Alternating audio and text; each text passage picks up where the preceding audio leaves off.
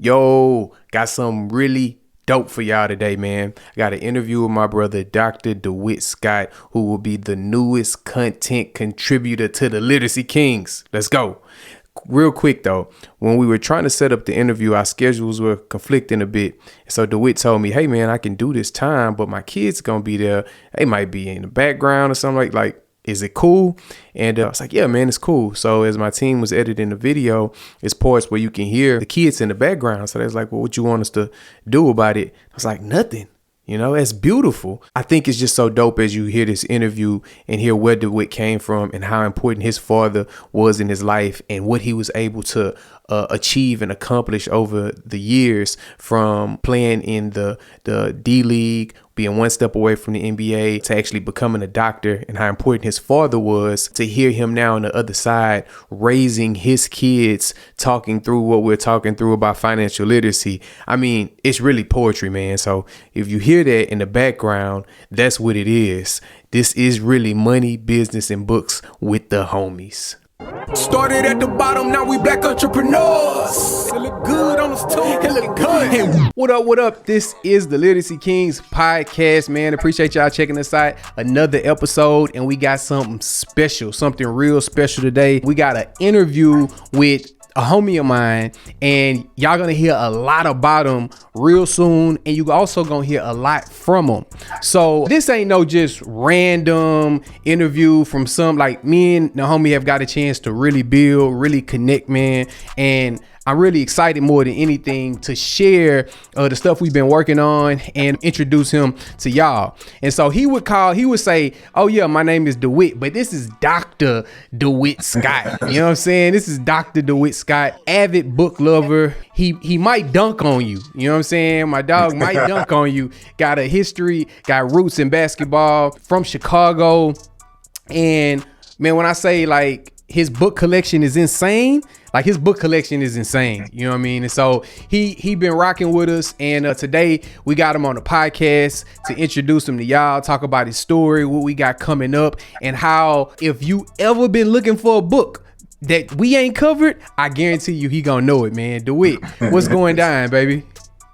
Man, what's up, Corey, man? Thank you for having me, man. I feel blessed to be here on Literacy Kings podcast, bro. Yeah, I love it, man. I love it, bro. So let's take it from the beginning, man. Let's take it from the beginning. So I got a chance to know you.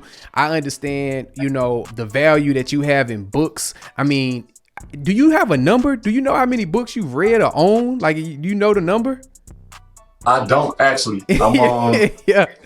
I don't. I couldn't even ballpark it if I had to. Yeah. So man, the knowledge that you've brought has been powerful, man. Your story, as we got a chance to learn, is powerful. And for all of our people, you know, I know that they're on the mission of financial freedom. They're on the mission to gain knowledge. They're on the mission of empowerment. And you've been able to overcome some obstacles, overcome some odds to live your passions. You know, wife, kids, you know, and doctorate degree, bachelor's degree, you know what I mean? So it's like, you know, that kind of stuff turned me up, man. And so let's take it from the beginning, man, because, you know, I know it didn't start like that. So born and raised in Chicago, right? Yeah, born and raised southside, never ever in the suburbs, always in the city. You know, yeah. We kind of we be territorial sometimes in Chicago. Yeah, I heard. Yeah, but Southside, in the city, my entire life, outside of college and whatnot. But when I'm here, I'm in the city.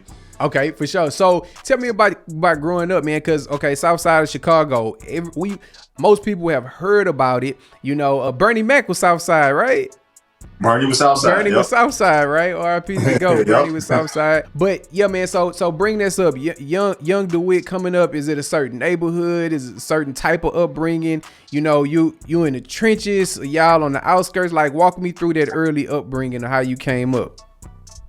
Yeah, man. So my neighborhood was the Jeffrey Manor neighborhood on the southeast side. Okay. Very tough neighborhood, difficult neighborhood, bro. Not a lot of positivity. Just, I mean, when you think about South Side of Chicago, Jeffrey Manor embodies that, man. Danger, gangs, drugs, a lot of gang banging and whatnot. The curveball, though, was that, you know, I lived in Jeffrey Manor all my childhood, right? But the thing is, I've never been a hood dude, right? I'm not. So I've been in the hood and I've never been a street dude, right? I've always been what I consider a square. You know, and as a kid, you know, because you grew up in a similar way, being a square was like not a good thing. You don't want to identify as a square. Yup. Right?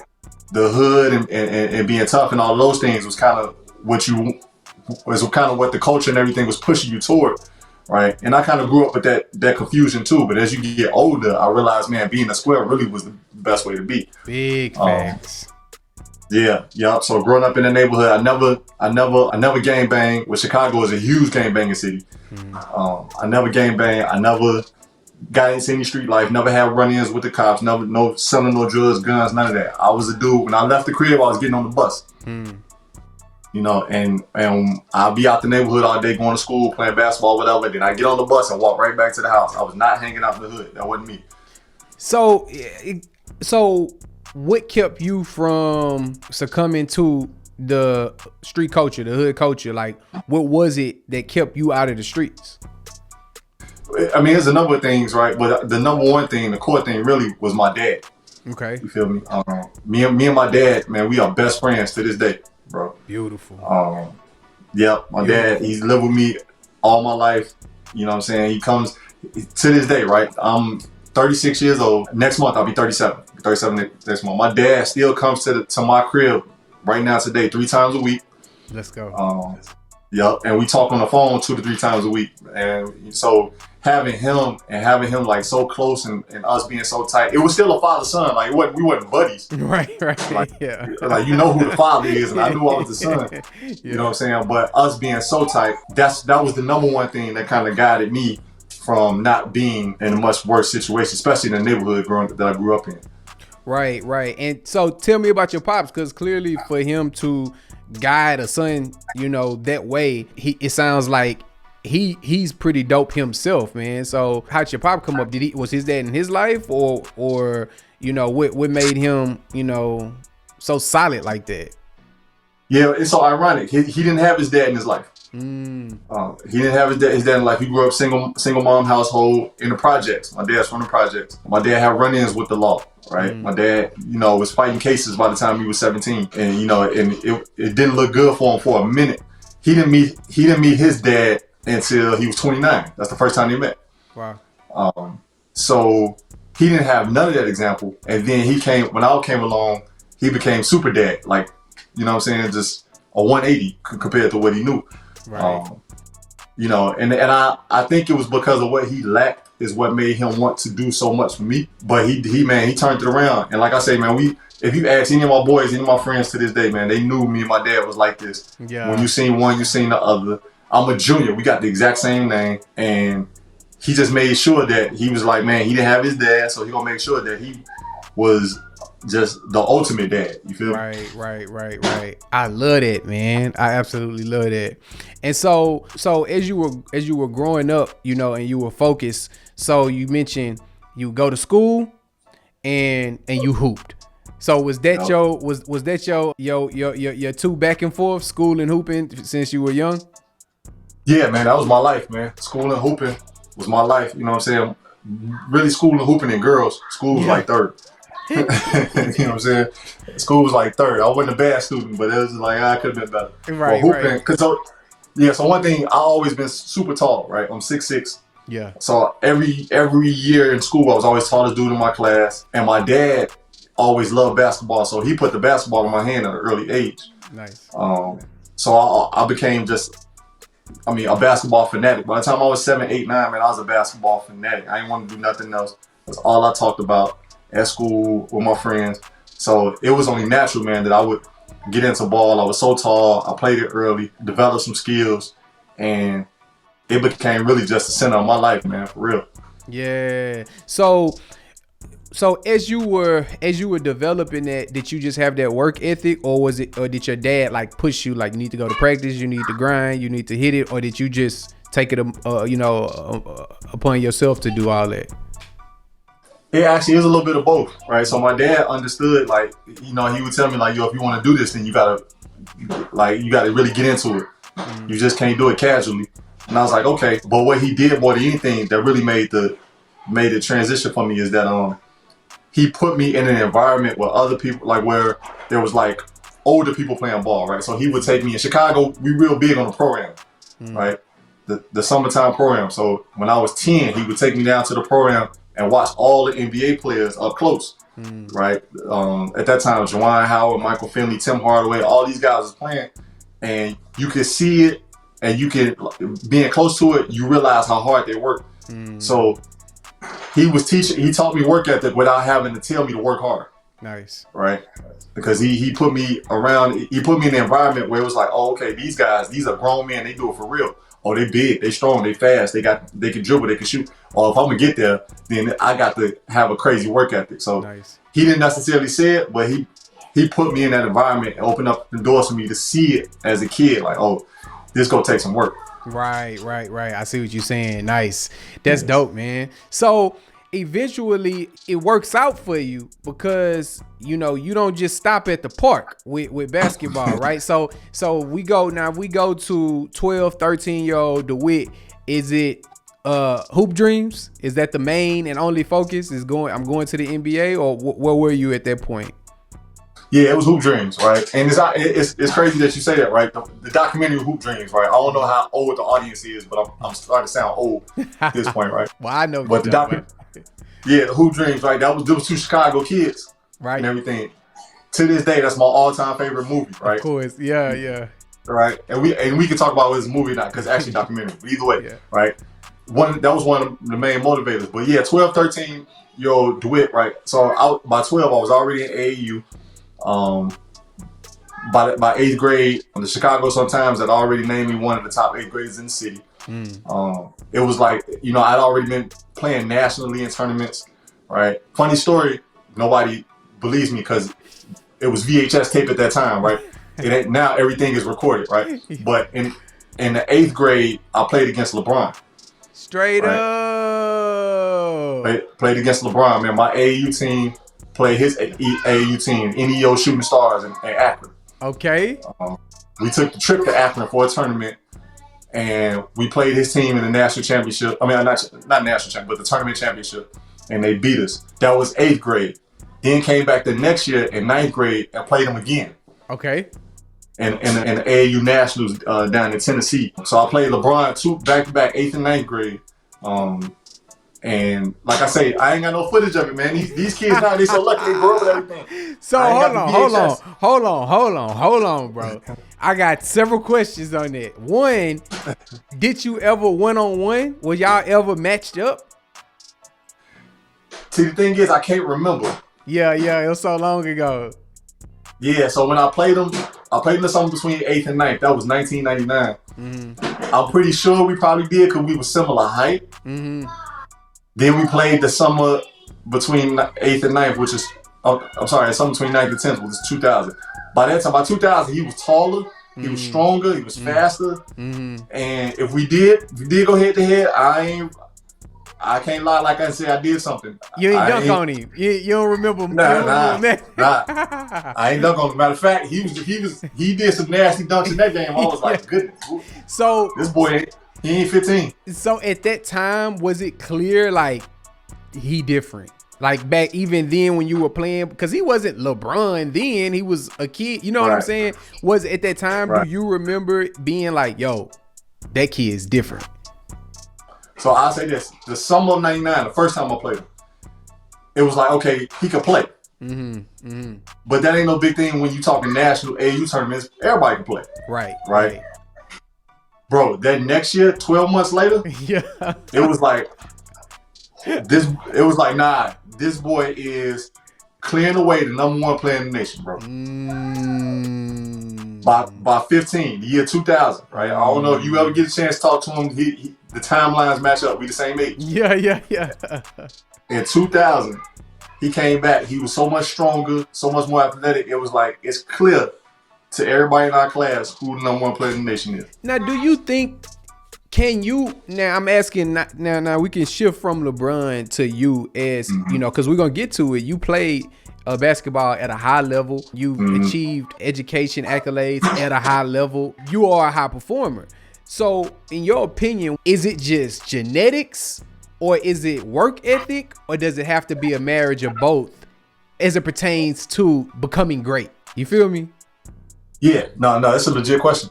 I think it's a marriage of the two, with it much more heavily weighted toward the work ethic, right? Because the genetics, don't get me wrong, LeBron and others like him, right? Because we expand sports. It's other LeBrons in the world, football, baseball, all that. You know, Deion Sanders, Bo Jackson, or whatever. Yeah, you can't deny that part of it, right? His height and his size. But at that level, for anybody, man, that's 95% work ethic and sweat and dedication and just a sacrifice that the average person can't even fathom, bro. Man, that's real. That's good. Yeah, that's real good. Yeah. I can dig that. Okay. All right. So you dunked on LeBron. Let's move past that. All right. And so you hooping, and you know you good. And so eventually you get into high school. Now this whole time you staying out of trouble. You just focused on school and hooping. And nothing else is going on. Yeah, school hooping and girls, man. Hooping and girls. And really, I thank my parents for a lot of that. And people don't realize it, man. I had such a blessed childhood, such a great childhood, because my parents made an environment for me not to worry about things that other kids may have to worry about, right? Yeah. So that's real. I never ever had to worry about where my next meal was coming from, right? Right. I always had all the clothes that I needed, right? I always able to get to school and from school. Right. So people don't realize when a parent does that, when my mom and dad did that, what they do is they open up the door for me just to have fun and focus on being a kid. Yeah, that's good, bro. So I'm in high school. I went to one of the top basketball high schools in the country and one of the top academic high schools in the country, right? It's 2 in 1, right? Whitney Young High School, which is always a national powerhouse in basketball, but I always tell people that's Michelle Obama's alma mater. Nice. Yeah, Whitney Young High School in Chicago is rare, where you can have all these kids that go to Harvard and Yale, but then you also have these kids that's like going to Division I basketball. So right. I went there, right? And the city of Chicago is big. It's just like Houston, right? You from Houston, so you know, right? So my neighborhood, Jeffrey Manor, was an hour and 15-minute bus ride from my high school. Wait a minute, what? Every day, bro. 4 years. Every day, an hour and 15 minutes? Hour 15-minute bus ride. It was 2 buses or a bus and a train, right? Every day from 14. First day of school, 14. My mom and dad like, all right, we'll holler at you. I'm leaving out the door at 6:30. I'm walking to the bus stop, you know what I'm saying? And then by the time I take one bus to downtown, transfer to a train to the west side, because the school was on the west side, I'm getting off the train 7:35, 7:45 to start school at 8. Wow, that's hard. You know, yeah, Chicago just it's so spread out like that. Yeah, I see what you're saying. And so, what you doing on a bus ride, man? An hour, 2 hours every day. What are you doing? Man, so the morning I'm sleeping half of that. I was sleeping half that time, I ain't gonna lie to you. Yeah. And then kind of just, you know, when I wasn't sleeping, into my headphones, right? The young kids don't know nothing about the Walkman. Yeah. The Walkman. You know, yeah, and we had to carry a book full of CDs. Like, man, which CDs I'm gonna listen to? You flipping through the. Yeah. Music and sleep. I can dig it. Exactly. That's so. Man, that's dedication. Okay, so then that eventually gets you to college. So what is your hoop career looking like? Or, you know, because that's the focus, that's the goal. What is that looking like as you graduate? Yeah, so my senior year, I ended up being All-State. Nice. I was All-State third team my senior year, and I got a basketball scholarship to a Division I school. It was a small Division I school, HBCU, called University of Maryland Eastern Shore. I was recruited out there. I signed my letter of intent, and that's why I went for my first year. It's on the eastern seaboard of Maryland, like east of the Chesapeake Bay, like a whole place where if you're from Chicago, you ain't never even really heard of. Right. You know what I'm saying? But that's who gave you the scholarship, so that's where you went. That's where I went, right? It was an all-black college, like I say, historically black college, and I was out there for 1 year, and it was cool. We was in a conference with other historically black colleges, right? So in my conference, that was Howard, Morgan State, Coppin State, Florida A&M, North Carolina A&T. We all in that conference. And And that's why I played. That was my first time really going up and down the East Coast. And my first time being on all those black campuses, right? I was on black campus like every other week because of our schedule. And then we also played a lot of high level schools, right? So we played Illinois, we played Auburn, we played University of Maryland. We played a lot of Big Ten, Big East type of schools. So. Right. Now, at this point in time, are you reading, or have you found your love for books yet? Nah, to be honest, I didn't actually. In high school, I wasn't a big book reader. I read basketball magazines. That's what I loved. Slam magazine was my Bible. Right. And then once I got to college, my first year of college, I wasn't really into books too heavy either. So yeah, that first year, it's like, I was just hooping, I'm still going to class, still staying out of trouble. I never been a trouble dude. But as far as books, by 18, books still wasn't really in my orbit like that. Got you. So at this point, you still focused on hoop dreams. Now, have you met your wife or anything yet? Yeah, yep. So funny thing about it, right? Me and my wife, we actually met in high school. Okay, y'all met in high school. Yeah, we met in high school. So it's been a long time we've been at this. So she was a year under me, right? And we didn't meet till my senior year. Right. Okay. And really toward the end of my senior year, I almost got up out of the building without even meeting. The biggest mistake of your life, you almost made it. Man, you talk about a pivotal moment in somebody's life, bro. Man, I'm a senior, I'm hooping, and she actually was a cheerleader. Oh, bro, y'all was looking like a 2000 rap video. You know what I'm saying? Yeah, exactly, right? Yeah. You know what I'm saying? Exactly what it sounds like a 2000 like movie love story, right? Yeah, starring Nick Cannon. Right. Right, exactly. Yeah. But so I was a senior, she was a junior, right? And our school is huge, man. We got like over 2,000 students, so you can go through a school without seeing people all day for real. And she seen me one day, like after a game. This was like the next day. And we was passing each other. We still talk about this. We was passing each other on the stairwell, and she was like, she got my attention. I'm just walking. She got my attention. Does she got a different story from you? Or y'all got the same story? Nope. If you ask, it'd be the same story. Okay, all right. Go ahead. Yeah. So she get my attention on the stairwell. She's like, "Hey, I just want to let you know you played a good game yesterday." All right. And I'm walking. I ain't really, notice anything at first. But when she got my attention and I seen her, I'm like, oh, she kind of, she look nice. Like, yeah. Yeah, I'm like, she look good. So, I'm like, okay, well, thank you. I appreciate it, And so that, for me, I jumped right on it into a conversation. Like, oh, okay, you at the game? She's like, yeah, I'm a cheerleader. I'm like, oh, okay, well, glad you liked it, blah, blah, blah. It started a little conversation. Right. But it didn't just take off initially. I was like, oh, okay, all right, well, good to see you. But now she on my radar. So every time from that point on in the hallway, if I saw her, I would stop her and get her attention. Of course. It's just, and we laugh about it because I'm terrible with names. Like, you got to tell me your name like 8 times. Yeah, to remember it. Yeah, so when I would see her after that, I'd be like, hey, cheerleader. I would call her cheerleader. Yeah. And she'd be like, hey, or whatever. Yeah, I just talk to her about anything, right? Yeah, and I ask her for a number. And actually, we was just friends. We didn't start dating in high school at all. Okay. Yeah, we was just friends. We would just hang out that my senior year or whatever. And then I went off to college in Maryland. She stayed in Chicago. And we just kind of kept in touch through phone. Not every day, but just, semi-regularly. For me, I just wanted to, keep the communication open. Right. So that's how we got started. So what stopped you from pursuing her? You know what I'm saying? Yeah. Well, the big thing for me was, I was getting ready to graduate. She still had another year. I see. So it's like, you getting ready to leave. I know I'm getting ready to leave, right? I got my scholarship. I actually signed my scholarship early at the beginning of the year. So by the time me and her met, I knew where I was going. I had a dorm room. I had everything was set for college. So I was like, well, I can't really date her like that for real. So in my mind, I was like, just continue to talk to her until you ready to date her.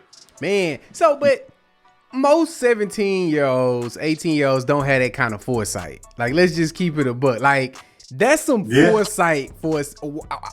Where is that coming from? That type of foresight? Because usually it's instant gratification. Yeah, you know what? I don't know, because me and her talk about it. I think, and I can't lie, I think I just attributed to me just being a square type of dude. You know what I'm saying? Like you know, because I seen it, because I ain't gonna lie, my wife is just as much of a square as I am. Yeah. So it's like now one of y'all were like savages like that, where it was like, you know, it was just more where her being, you know, more of a, you know, relaxed personality, or, you know, just not, let me see what everybody doing, let me do that, you know, just kind of being a relaxed personality, and it just kind of, you know, allowed the situation to turn out like that. Yeah, definitely. So she, you know, she was like a super church girl. She was into the church. She not really doing much, like, as far as wilding out or nothing. That's just not who she was. Right.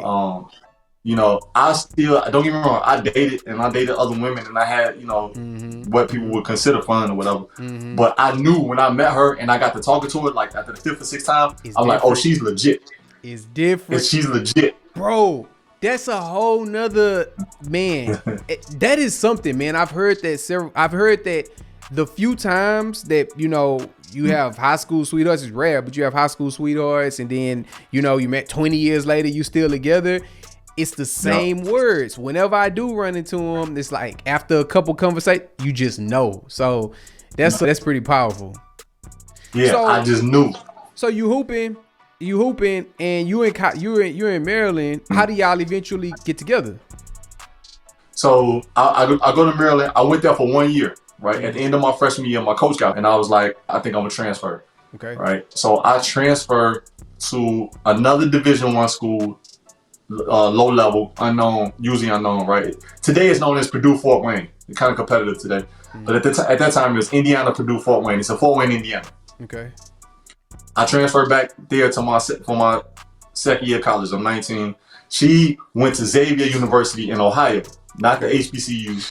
She went in Cincinnati, and I'm in Fort Wayne. So we still kind of talking every now and then, you know, on and off. I'm just trying to keep her close. Right. Yeah. I ain't trying to lock nothing down to solidify. I'm just like, I just wanted to remember that I'm here. Whatever. Yeah. So we doing that. She in her freshman year, on my sophomore year. Now this is where the book thing kind of jump in for me, right? So being on the south side, right? The south side like 95% black, right? And then I go to a HBCU for my freshman year, which of course 99% black, right? So my whole life, for the first 19 years, I've only been around or significantly interacted with black people, right? So now my second year of school, I transferred to school in Fort Wayne, Indiana, and the school is 98% white, and I'm like, man, this is bro. The culture shock was crazy. Right. Now, did you know that? Before you went there, were you aware that this is about to be a predominantly white school? Yep, I took a visit. Okay. And I went there and I looked around and I was like, yeah, this is about to be something I've never done before. Right, but it was the best bet. You felt it was the best bet at the time. Yep. Sure. And I felt like it's the best way to get my goal, which is to play professionally. So okay. So I get to this school on culture shock. I'm talking about, I have, you know, you got white teachers or whatever, but I ain't never had white friends or white nothing. Right. And I get there and I'm like, so my first thought is, and I got family telling me when my first thought is, I'm like, yo, they're not gonna like me here. You know what I'm saying? I don't really know how to interact with white people. They'll not interact with me. This ain't gonna work. So, and then at that time, Division I players, when you transferred, you had to sit out a year. Okay. Right. College now, they got this transfer portal thing where you could just jump each year or whatever. So now I'm transferring to the school and I'm about to sit out the whole year. I can't play with the team. I can't travel. And I'm surrounded by white people in a way I ain't never been. Right. I'm staying in my room. I ain't leaving. You know what I'm saying? I ain't leaving. I'm in my room. And then in that, I was like, you know, what can I do? You know what I'm saying? I'm in here. I'm kind of bored. I play a few video games a little bit, but that's when I picked up books. Picked up a book for the first time and got into it, and that's when it just took off. It ain't changed since. Got you. Because you had all the time. I see. All the time. Okay, I got a bunch of book questions, but we're gonna save them. We're gonna save them for the end of the interview. So, okay, boom. But that's where books come in. Okay, so you reading, you hooping, you on the phone. Hey, just letting you know I'm right here. And time progressed to graduation. Now, senior year, you graduating. I know your goal is to go to the NBA. What ends up happening? So what happened was, Remember, I transferred, so I had to sit out that second year. So after I sat out, now I played 1 year, sat out 1 year. Now I got 3 more years to play. Okay. So now I get 5 years of college. Okay. But what happens was I ended up getting my bachelor's in 4. Okay. You feel me? So I graduated from college in 4 and had 1 more year to play. How does that work? So for that last year, you just take you just take random classes to stay a student? So you got options. Right? So my thought is I'm finna take 2 random classes and stay eligible because I just want to hoop and read books. That's all I want to do. Right. But then I had an advisor and even my coach. They was like, "Yo, you got an extra year. Why don't you work toward a master's?" Right. And this is 2007. He's like, "Yo, why don't you work toward the master's?" I'm like, I don't really, And they pushed me to it. I was like, all right, I give it a try. I needed 30 credits to get a master's, and I did 30 credits in 1 year, 3 semesters: a summer, a fall, and a spring. Oh, you went in. Wow. Yeah, while hooping. Wow. You know what I'm saying? Right. Traveling the country, hooping and all that. So, when I started it, I was like, I give it a try. And now I've got all these classes, these master's level classes, and I'm still hooping. I'm looking at my advisor like, man, this was supposed to be a year. I was supposed to chill. You talked me into doing this. This is harder than the past 4 years, and I got to get all this in 1 year. And fortunately, by the grace of God, I did it. Right. So when I graduated from college, when I walked away, got done playing, I had a master's, got 2 degrees. Nice. Let's go. What was your master's in? So a master's in liberal studies, which is a nice way of just saying, like, liberal studies is a program where you can sort of direct your own learning. And obviously, that's, as you can see, that's the type of person I am. Yeah.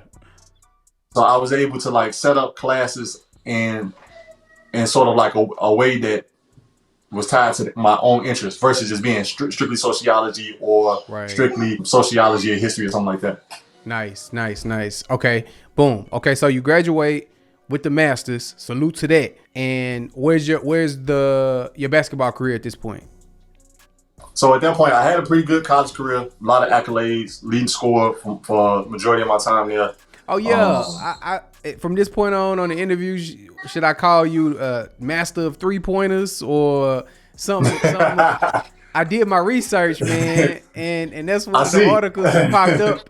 The master of 3-pointers. You know what I'm saying?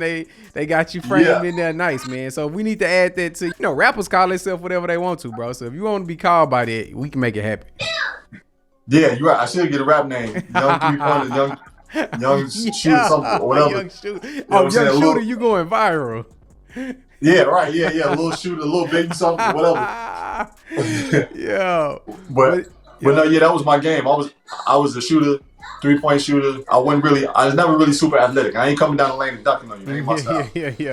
You know what I'm saying? But I was that dude that you couldn't leave open because once I catch it, I'm dropping it. Yeah. So, now my college career is over.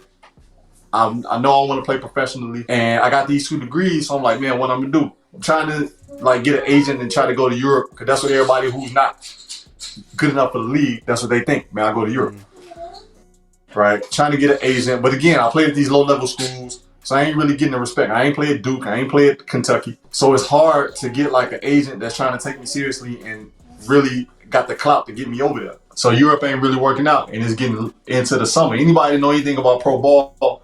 Right, the jobs, they start drying up around early August, right? If you ain't signed to a team, usually by like mid-September, late September, it ain't looking too good, right? So I'm like, man, I don't know what I'm gonna do or whatever. But at the time, the NBA, it was called the D League. They call it the G League now. Okay. But it started off as a developmental league for the guys that was like trying to fight their way into the league. The D League was a decent league at that point, and the city that I just played in school at, Fort Wayne, Indiana, they had actually just started a D League team.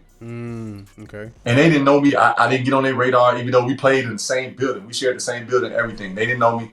I wasn't tripping, right? But the way that the G League works is every G League team has to have what's called an open tryout. And it's open to anybody that can pay the fee. You feel me? How much is the fee? The fee at that time, if I remember, I think the fee was $140. Oh, like $140. Yep. Okay. $140, fill out the form, and you in. So at the time, I'm just graduating school and I'm focusing on ball, so I ain't really had no job like that. I ain't had $140. Right? So who I lean on? I lean on my dad. Like, look, you know, this might be my only last chance to really do this. I need $140. You know what I'm saying? and my dad, he come with it, 140 with nothing to it, right? Side note, this is 2008 when this happened. 2006, my mother became really ill, and wasn't able to work and everything. So I'm in college, but it went from kind of like a two income household, and so my dad was trying to take care of everything while also taking care of my mother, whose health condition only got worse throughout that time. So my dad was dealing with a lot of stress at that time, and he kept it away from me so I could just be 22, 23. You feel me? Yeah. So even I knew asking him for $140 at that time was a stretch. Like, I need 140. You know, he came up with it with no problem. Like, yeah, boom, here you go. Yeah. And man, he gave me a money order. I took that money order, filled out the application, sent it in the mail. They was like, we got it. Open tryout is this date. It was late September. They was like, we'll see you there. And I went right back to Fort Wayne, Indiana, my city where I played ball at and where I went to school at. And I went to the open tryout. Open tryout was 2 days. Walked in, it was 70 guys in the open tryout, right? And D-League rules is you can only take one guy from the open tryout. Man. Yep. No matter how many. One out of y'all 70 is going. Yes, and when we say going, but what they mean is you can only take one guy and invite him to training camp. When you get to training camp, you still got to make the team. Right. You know, so I went in there, 70 guys from everywhere. You have some guys who was bums, who ain't had no business being in there, right? To guys that played in the Big Ten. Dang. A wide range, right? Two day tryout. For the overnight, I slept on my homie's couch. One of my teammates, who's, you know, he was a junior at that time, slept on his couch and went to the tryout, and I ended up being that one guy out of the 70. Man, hard. I know you had to be feeling good, man. Man, I felt good, but I felt exhausted. I was so tired that weekend, bro. Yeah. I gave everything I had. So they was like, they gave me the invitation, like, yo, come back to training camp. Training camp was in November, so like early mid-November, and then you come to training camp. And I don't know if things changed now, but this is 2008. At that time, the D League they take 10 guys per team, but training camp has 17 guys. Okay. Right. So 7 of y'all going home. Right. You know, and I'm like, damn, I'm the dude that came from the open tryout. Right, 16 guys in here. I'm the one from the open tryout. All these other guys, they from wherever, and then some of those other 16, they returners. Okay. Right, so if you returning, your spot pretty much already guaranteed. Yeah. So that was, I want to say, a week and a half of just intense. And again, I'm coming from IPFW or Purdue Fort Wayne. I'm the lowest school nobody heard, don't nobody know. Right, I'm on a team with guys from Virginia Tech, from Michigan, UCLA, Valpo. You can just throw schools out there. Yeah. And then, man, I gave a week and a half everything I had, and I made the team. I was one of those final 10 to make the team. Oh, that's a lot. Like, that's a lot to go through to get to this point. So, I how are you feeling at this time? Because from listening, it sounded like you would be feeling very confident. You know, like you're like ripping through the competition. But is that how you feel? Somewhat confident, you know, at the same time though, in that so the D League or the G League as you call it, everybody trying to get called up to the NBA. Right. So it's like, regardless, I'm still not in the NBA. Still not in the NBA. And then it's such a cutthroat culture. Right. The head coach trying to get called up. The assistant coach, the dude keeping the score. You know, the dude that like keep the score at the table, he trying to get called up. Oh, really? Everybody trying to get called up, bro. Everybody trying. The president of the G League team, he wants to be a president of the NBA team. That gotta be the worst culture. That has to be. It's hard, and I'm saying it from a business perspective that whenever you have a culture full of people who are trying to get from where they are to another place, You know what I'm saying? Nobody's trying to build a home. Like, they just trying to get what they can out of whatever they can to get to the next spot. I imagine that culture is tough. Yeah, it was fun. Don't get me wrong, it was a lot of fun. But it's one of those types of things where you always on your toes. Yeah, for sure. Yeah, so you never get a chance to be like, damn, I made it from that $140 to these 70 guys. I was the one out of this 70. Now I'm get to these 17. I'm the 10. It's always, you always looking over your shoulder and like, man, you gotta keep going. You can't, you know. Now, hindsight, it seems like you grinding, right? I'm not saying that you wasn't. I'm saying at that point in time, I don't know how you feel, but hearing it today, it's like you grinding, you not taking no for an answer. Clearly, that has something to do with your upbringing. Clearly, it has a lot to do with your father and then you as a man. Did any of that have anything to do with books? Did books play, did things you read, because you said that's where you started reading a lot towards that second, year in college. Did books play any part of that drive? Yeah, definitely. So, a lot of the books that when I first really started reading, I read self-help. Right. That was the first genre that I jumped into. Self-help, self-empowerment. Always thinking positive, speaking positive, Think and Grow Rich. Another book at that time was Attitude is Everything by Keith Rell. Was a book that I dove head first into. Napoleon Hill books, Robert Greene books, 48 Laws of Power. All of these sort of like mastering yourself, mastering your thoughts. And that is really what pushed me. Because again, I've never been super athletic. I'm not the fastest. I couldn't jump the highest. But that sort of reading and thinking was just stuck with me on the, man, if you believe you can do it, man, you got to go out and do it. You feel me? For sure. That's good. So, boom. All right. You on the team. You made it. Now, how does that go? And what is that experience like? Because now you're one step from the NBA, right? The next step. If you've been ripping through the competition, if you excel again, then you're NBA. Yep. I'm in the second best basketball league in the world. The second, that's where you're in right now with the GD league. Yep. So, man, for me, it was a lot of fun. Okay. It was a lot of fun. I ended up playing 2 seasons in the D League before I stopped. So, what made you stop after 2 years? So, the first year was great. Had a lot of fun. Played every game and stayed on the team. The second year, got a new coach, different sort of team or whatever. He didn't really play me as much. You feel me? He had other guys that he wanted to play in front of me. I ain't necessarily tripped because I understand how this goes. If you play 2 minutes, you do the best you can in 2 minutes. You don't complain about nothing. You feel me? And I was always, every year, all my college years and all my years in the D League, I was always the first person to practice and the last person to leave every single day. Mamba mentality. Right? And I was the first person at every game. So what happened about midway through my second season, like the coach and the president, all of them or whatever, they was like, yo, we like you, but it ain't enough minutes here for you. You know what I'm saying? Yeah. And when they say they like me, what they mean is they like you as a person. They ain't really feeling your game like that. Yeah, I see what you're saying. So, and I still remember that day. But understand now, we talking, I'm all state in high school, been playing since I was a kid, one of the best 8th graders or whatever. I've never in my life been cut from a team. Right.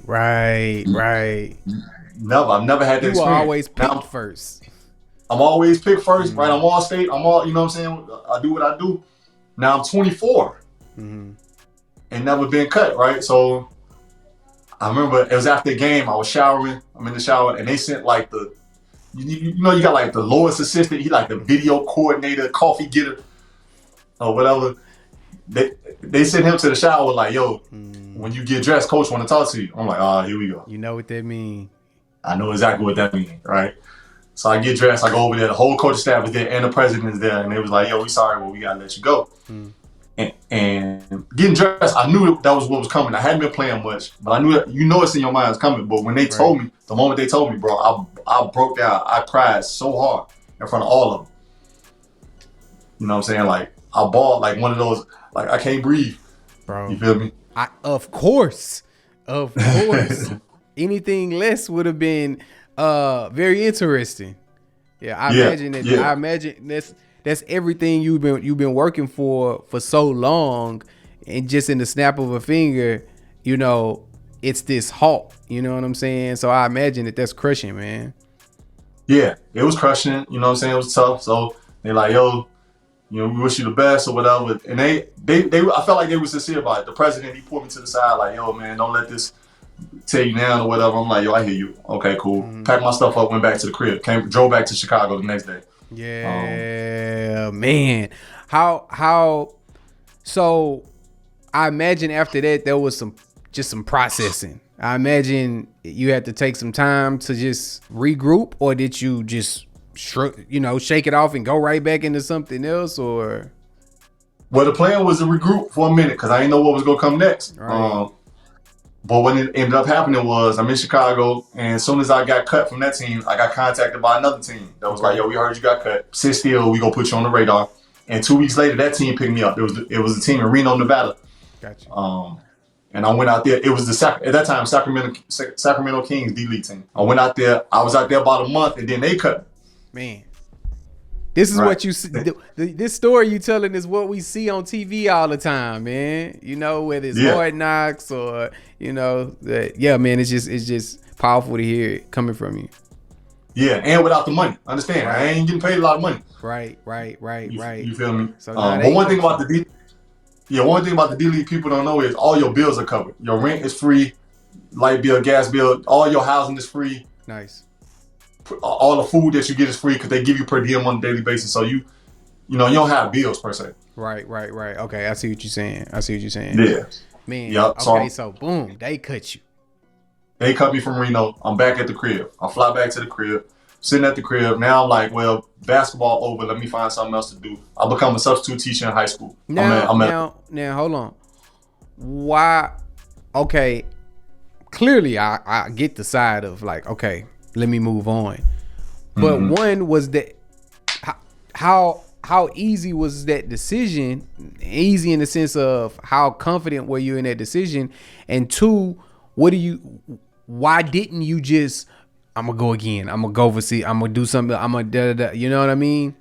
Yeah, no, I get that because people would ask that too, like, because at the time I was like 25, they're like, yo, 25, you just gonna lay it down? Why you ain't just keep pushing? The main thing for one was it just wasn't a lot of money, and it was a situation where, like, during the season you was okay, but for the 6-7 months that you was at the crib, it was like a struggle. Ooh, what I'm gonna do? Yeah. What I'm gonna do? I gotta get a part-time job. I gotta do this. Now you're trying to get a part-time job while still trying to train and work out and stay in shape for the season. And then also too, like the biggest thing for me was, like, my teammates, they would do that. They would get cut. They would just keep going. And I'm like, damn, why they keep going? Like, for this short money or whatever. And I'm looking like the majority of them didn't finish college. They don't have the options that you have. I got 2 degrees. Yeah. Right. I came in the door when I walked in that tryout with the other 70 guys. I had a master's degree. Right. The average ball player don't get the bachelor's degree. Right. So for me, it was like I got other options. So I'm like, man, let me figure this out. I become a substitute teacher for like a month. I'm in the classroom, literally in the classroom teaching the class, and my phone blowing up. It just stayed blowing up. So I finally step out, like, who is this? It's my old Fort Wayne team. They like, yo, we want you to come back. It's like a yo-yo, bro. It's a crazy life. What you do? Man, I went back. He calling me. I went back, bro. Yeah, of course. They called me like, yo, can you, we want you to come back. Because it was one of those, we like you. We just like you as a person. We don't know about your game. We like you as a person. You don't get in trouble. You always here early. You stay late. You know what I'm saying? I never complained about sitting on the bench. I never ever got into it with a coach. Never. So they was like, he a good locker room dude. Bring him back. So they was like, can you come back tonight? I'm like, yo, I'm in the classroom. I'm teaching here. They was like, yo, can you be here tonight? I was like, yeah. Let's go. So I walk into the principal's office like, yo, I know I've been subbing here, bro. I quit. I'm sorry. You need somebody to go watch them kids, man. I gotta go. Yeah, I know y'all got me on the schedule. Like, yo, y'all got me this day. I'm sorry. Get somebody to feel for me. My dream just called me. I have to go.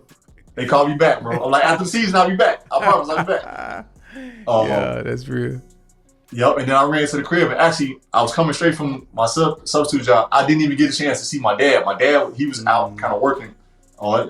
Yeah, I think he was working at the time with him. And I called him like, yo, I just got off work substitute. They said they need me tonight back in Fort Wayne. I got to pack a bag and go. And he was like, man, go ahead. Yeah, so I was going to ask you the whole time that you're doing all this, what was your dad's energy? Was his energy just like, man, you got to do what you got to do? Because, you know, sometimes parents can want their kids to be safe, you know, but was that his energy just throughout this whole time? Just do what you got to do? Yeah. His thing was like, man, just do whatever you feel is best. You know, don't worry about anybody else. Don't worry about me. Like, he wasn't telling me do this or do that. He was like, man, just sit and think what you think is best. Powerful. And he's like, whatever that decision is, you do that. I ain't gonna tell you what to do. Powerful. Yeah. So boom. You know, back. So now you're back at the spot. You're back at the spot again. I'm back in the D League now for my third stint in 1 year. Back in the D League. Wow. And my original team, and finished out the season with them. Played well, had a lot of fun, or whatever. But that last little stint, I knew I was like, man, this is probably it for me. I ain't trying to keep doing. I don't want to do this for 2-3 years. When I'm getting cut, go home, go here, fly here. You know, because I mean, if you follow sports, usually those guys who starting to get cut and picked up and cut and picked up, usually that's about to be your life. Yeah. For, you know what I'm saying? Only person I shout out to who flipped that around was Derrick Rose, right? Derrick was on his way out, and then he was getting cut, getting hurt, getting cut, but he found a way to stay back in permanently. The average dude, you ain't getting in permanently. You always gonna be the guy that they cut first, and then they call back, and your life is in disarray. Yeah. So I finished out the season. Once I finished out that season, I walked away. I was like, that's it for basketball. I already know.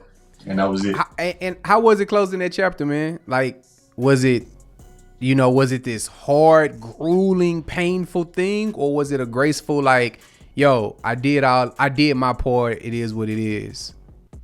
It was hard because at the time, you know, it's like that's all you really know. I mean, you've been playing your whole life. You know what I'm saying? It's like, what I'm gonna do now? It was hard.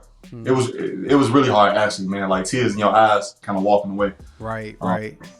As you look back on it, do you still feel like you made the best decision? Yeah. I do.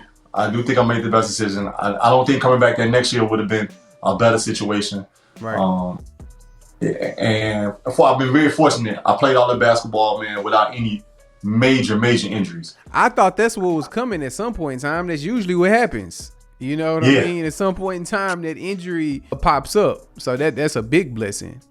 Yeah. Man, that's beautiful. That story, man, that perseverance, that's encouraging. You know, I always believe that, you know, whenever you can, you know, continue to overcome obstacles and adversity, man, it just builds something inside of you that you can't even pay for, man. So I just want to salute that. Thanks, man. For sure. So, okay, boom. So we got two major milestones to get to. At some point in time, you're going to marry your wife.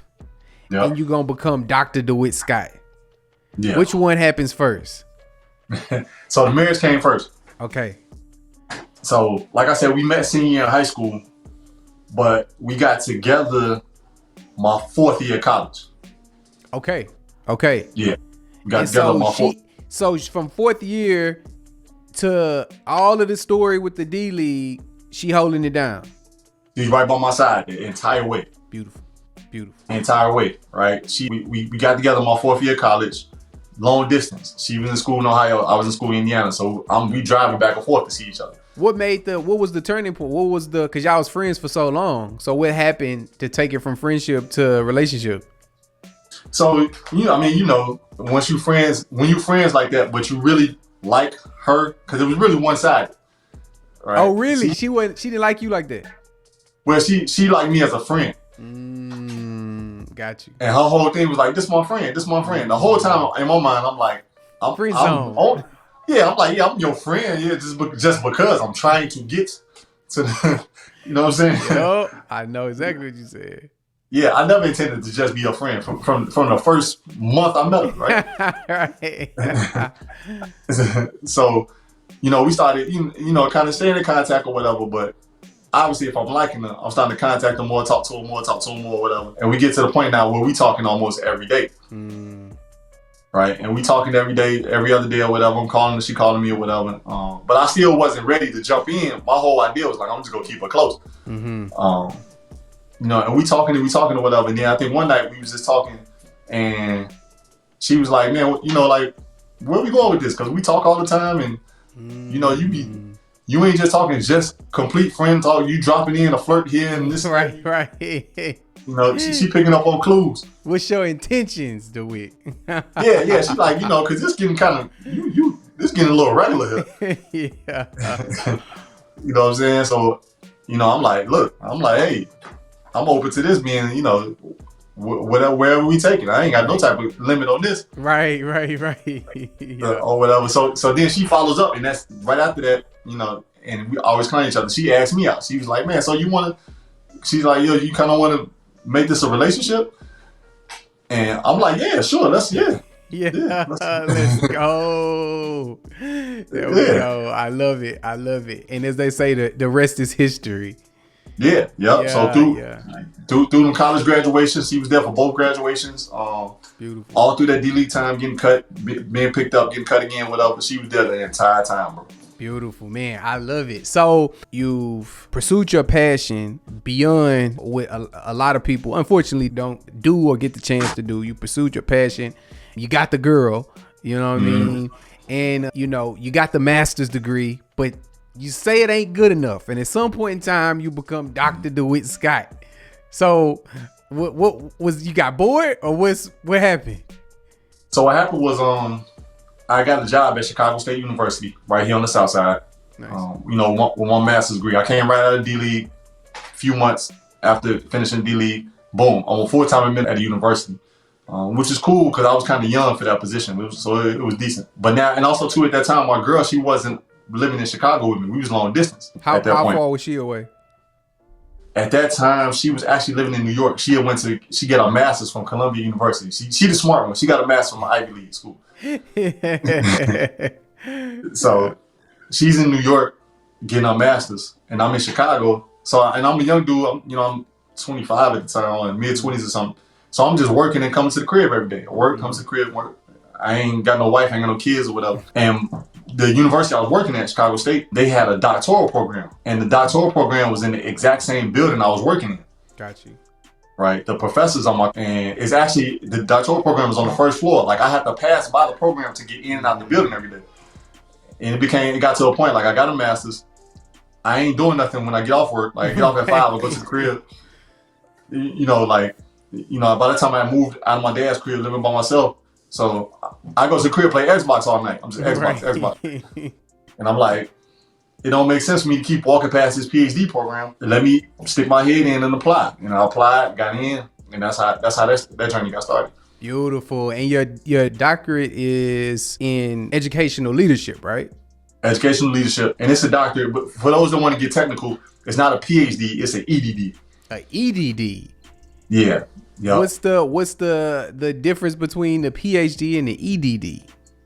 So the PhD comes in a lot of different content areas. You get a PhD in philosophy, PhD in science, PhD in math, PhD in history, or whatever, right? But the letters themselves, PhD, stand for Doctor of Philosophy, right? So you got a Doctor of Philosophy in history, a Doctor of Philosophy in mathematics, a Doctor of Philosophy in communications, or whatever. The EDD, those letters themselves, EDD, when you flip them, they're the Doctor of Education. It's a doctorate specifically for the field of education. Nice.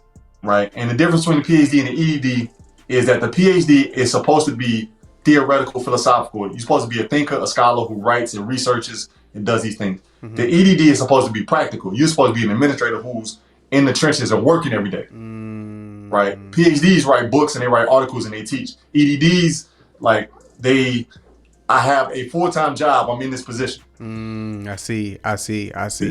Okay. Dope. I see. Man, so your journey is beautiful as we catch up right to present day.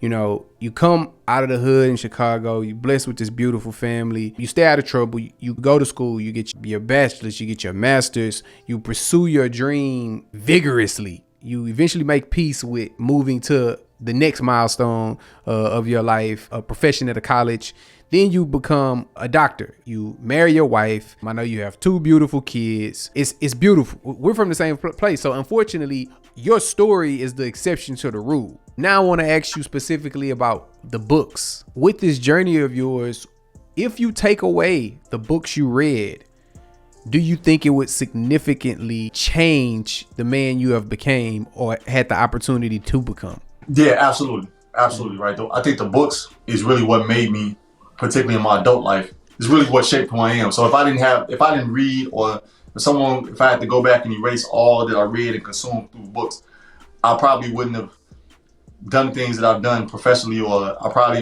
my wife and I probably wouldn't even been together, you know what I'm saying? Because it was that what I read that made me think the way that I thought, and maybe act the way that I act, and all of those things. So yeah, absolutely, everything would be different. That's powerful. So what was that first book that you read? So the first book that got me on this journey, right? Because we read it as kids or whatever here and there. The first book that got me on this journey though was 48 Laws of Power by Robert Greene, which actually was introduced to me by my dad, right? Now, of course. Right. Naturally, yeah. Naturally, right? My dad called me in the crib one day and he had the book and he was like, yo, check this out. Just, thumb through the pages. I'm like, yo, this is pretty good. He's like, yeah, this book's serious or whatever. And the next day, I went out and bought my own copy. Nah, it was that hard. It hit me like that. Nice. Right? I went and bought my own copy. So, it's just me and my dad, we living together. We in the house. He got his own, we got the same book, but 2 copies. Yeah, to make sure, in case we both want to read at the same time, we ain't got no problems. Yeah. Exactly. Yeah, so that 48 Laws of Power by Robert Greene, man, that was the first that put me on that path, man. So what is, if you had, I know this is almost an impossible question for somebody like you, because you told me you travel cities specifically to go to bookstores. You would get on a plane, fly to a city with the foundational purpose is to go to a bookstore, which is powerful. So, but if you had to pick the number 1 book that changed your life, what would you pick?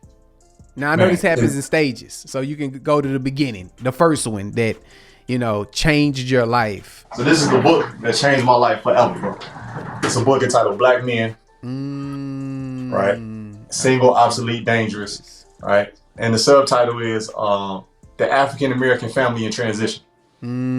Okay. Right. I haven't read that one, bro. That's added to the top of the list. Yes, this is my favorite book of all time. This is the book that when I read it and I put it down, I knew at that moment my life was changed forever, bro. Wow. Now this is another hard question, but can you just give me the basis of what was the transition? You know what I'm saying? What was it that was so potent, in that book? So the book written by Hakeem Adabuti, one of the best authors of all time, born and raised, lives here in Chicago now, and my mentor at this moment, right? Oh wow. So what about it changed or maybe kind of made that transition for me? The book talks about the challenges that we face, Black men face in America, right? But it talks about it in a way in which not just saying these stats, this is what's wrong, this is what happens, or whatever. He talks about this is what you do to change the situation, right? And it starts with the way that you see yourself, right? Once you see yourself a certain way and your relationship to the rest of the world, everything else will open up, right? So reading this book made me see myself differently, made me see like, okay, I understand what happens to Black men. I understand the incarceration. I understand the violence, the gangs, the drugs, the single fatherness and all of that, right? But when you see yourself as a leader for your family and your community, then you get a much more empowered feeling, right? And that's basically what this is. Black men need to be leaders, right? And I seen that. I was like, well, I was 20 years old when I read it, and I was like, well, this here is what I need to be as an adult male. Right, man, that's powerful. Yeah. I love it. So I got the book tattooed on my arm. I was gonna ask you about your tats in the interview. I was gonna ask you because I know you got several tattoos, and I was gonna ask you about some of the stories of them. Yeah. So just one of them, I got a stack of books tattooed on my forearm. You can't really see it too much. Yeah. It's a stack of books. What I call is the 11 books that make the foundation of who I am. Wow. And at the very top of the stack is this book. Is that one right there? Is that one right there with the cover and everything? You could see it. It got the whole cover. Yeah. My tattoo artist is dope. He killed it. Yeah, I love that, man. I love that, bro. We go in the part 2, 3, 4, 5, 6 that we have all our talks. We got to go. We're gonna one time. I just want to sit down with you, and I want to sit down with you and get them 11 books. You know what I'm saying? We'll take time to go through them 11 books and do them justice, man. So a couple more book questions, man, and then we out of here. So the most, is it safe to say, because the next question was the most impactful lesson that you learned from a book, but I assume you just answered that question with that book, right? Or no? Yeah, no, this book and many others, this book led me to similar books just like this. But the whole idea, like, it's our role to be leaders. And that don't necessarily mean to be dominant or to not listen or to call all the shots, right? Because, the best leaders listen, right? Yeah, but by leadership, or being a leader, man, never run away from the difficult moments. Yeah. If it's a difficult decision that has to be made, or it's a difficult situation that has to be faced, that, man, you got to run toward it. Just as a black man, you have to run toward it. You can't even walk toward it. You got to go. God, man, I love that. I got so many comments on that, but this is not about me, and that's gonna be 30 more minutes. But yeah, that's beautiful. So it's no secret that reading, honestly, in general, reading books is not the most popular thing. Even before you get to black people, black men, just in general, reading. But speaking specifically as it relates to black culture, what would you say? One, why do you think the lack of reading is such a thing? And then two, what would you say to someone about why it's so important to read? So it's a 2-part question, Yeah. What's causing that? Why don't we read? And then two, what would you say? It's, okay, I'm giving you the platform. Tell me, why is it so important to read? How would you respond? Yeah, I would say that the lack of reading in our community is really because it's not really celebrated. Right? You and I know we grew up in the same time or whatever. The hip hop artists really are the leaders. Big facts. Right? So if the hip hop artist came out and would say, I read books and make rhymes about books and this book and that book, man, black men will pick it up. Right. Yeah, that's true. Black men, you and I, we grew up in the Jay-Z era, right? When he was dominant. Jay-Z had one line that made people start wearing throwbacks. Man, for real. One line. Real. Yeah, that's true. One line, everybody start wearing button-ups. Yeah. Cause, you know what I'm saying? So if you got a little baby or you got, I ain't too versed on the younger rappers nowadays, little baby, da baby, whatever, and they just started rapping about books, brothers will pick up books, man. Yeah, that's real. To the second part of the question is, like you say, people say, okay, well, why? What's so important? What's the big deal? Why is it so special to get the books? I think personally because, first of all, the acquisition of knowledge is very important, man. We should always be striving for knowledge all the time. But just the way the human mind and human life works, you will never know everything. You can't you can't have a complete understanding of all knowledge, right? Mm-hmm. What books do is they shorten the learning curve for you, right? So, for instance, I've never grown up in Houston. I don't know what it's like to rap. I don't know what it's like to do Christian rap or whatever, right? And I'll never do it. I'll never experience it, per se. Maybe one day I may wake up want to, but let's say no, right? So it's like, how do I get an understanding of that? Well, yes, I could listen to you talk about it. I could watch other people that do it, or I could read books about what it's like to grow up in Houston, what it's like to be tied to Christian music, what it's like to be tied to be a rapper. And that at least gives me a window into your experience. Yeah, that's good. Right? I don't have to live your life to get a feel, right? Obviously, experience is the best teacher, right? I'm not trying to say books are better than that, but without me having to move to Houston and live your life, having the opportunity for that experience, might have the opportunity to do, a lot of the things we read in books. Exactly, right? So let me just get a glimpse of what that's like by reading this book, and then I walk away from it saying, okay, at least if me and him had a conversation, I got a foundation of what I could ask and contribute to the conversation. Man, I think that's beautiful. And, to piggyback on what you're saying, the dope part about books, because, you also talk about, a lot of people, but speaking about our culture, we say, oh man, you know, boys don't want to put you up on game, or they gatekeepers, or, you know, nobody taught me. Well, oftentimes in, you know, what books do, you know, nonfiction books, what they do is the author is building authority. So they've studied, they've researched, they've learned, they've experienced, they did all these things in their area of focus or their industry, and they're compiling all this information the same way, you know, doctors do with research papers, or, you know, if you're doing, you know, your thesis statements, all that kind of stuff. You're basically taking all of this information and presenting it to say, hey, I'm an authority, I'm an expert, I know about this, I should hold weight.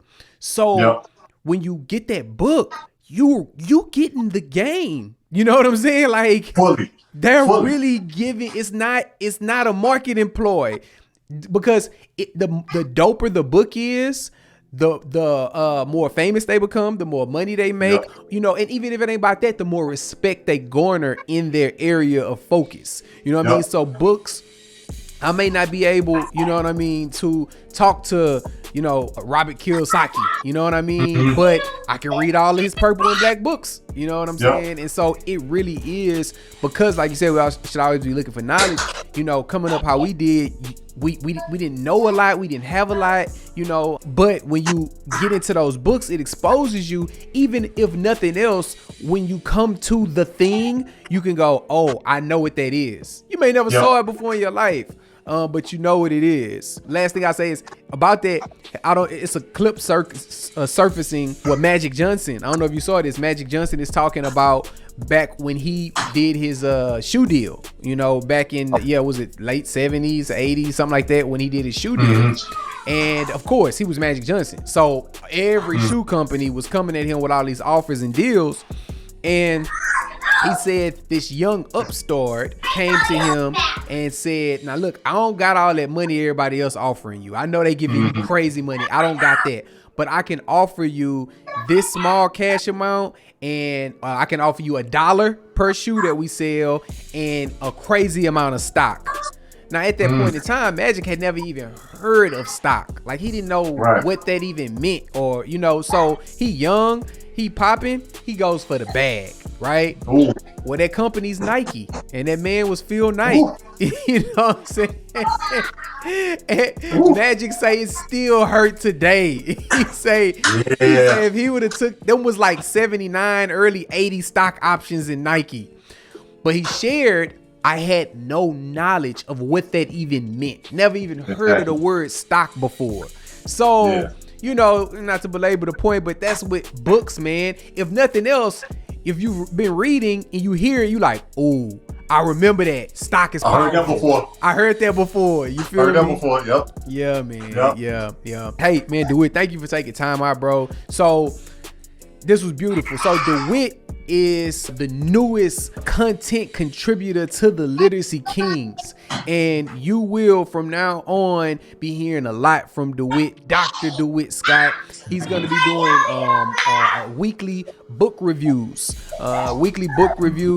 of some of the most powerful financial books of empowerment that we've had the opportunity to get our hands on. And so if you haven't read the book, maybe you just heard about the book and you want a clear, concise, culturally relevant review of it, every week DeWitt's gonna be hitting us with a book review. I've had the opportunity to get the J's before they came out. You know what I'm saying? I heard the mixtape before it dropped, and it's fire. It's beautiful. You know what I mean? So, you know, if you're checking out this show right now and you're listening at this point and at this time, then you one of them ones. You've been rocking with us, and you know the community that we've been building, man. So I want y'all to give, you know, a virtual, you know, hand clap, bottle pop, you know, whatever for the homie Dr. DeWitt Scott and joining the team, man. DeWitt. Yeah, man. So thanks, man, Corey, for you know, allowing me to contribute, allowing me to be a team member, Literacy Kings, man. I've been following Literacy Kings for a minute. Loved it ever since I came across it. I was like, man, here go brothers doing something that, you know, I thought I was just doing alone. So it's great to see other black men on this same path, man. So I'm just, man, any way I could just, you know, help, that's all I'm here for, bro. My brother, I love it, man. All right, appreciate y'all checking out the podcast. Make sure that you subscribe, that you locked in. The only thing you can do more after you subscribed is go to patreon.com/Literacy Kings. Jay with NBA gives in-depth lessons over there on everything from stocks to REITs to entrepreneurship, and it's a beautiful thing. Until the next time, I am Corey Paul. This is the Literacy Kings. Love. Reading is fundamental.